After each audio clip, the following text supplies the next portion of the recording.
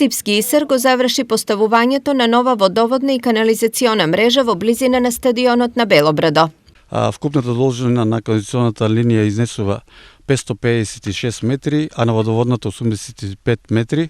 Исто така се поставени шахти, и тоа на канализационната линија 17 шахти, а на водоводната една шахта, и се приклучени индивидуални куќи на блок 2, а исто така за прв пат после формирањето на стадионот Белобрадо е приклучен, т.е. просториите се приклучени на водовод и канализација, каде што веќе со оваа интервенција исто така имаме активност, значи, за подобрување на условите на спортот.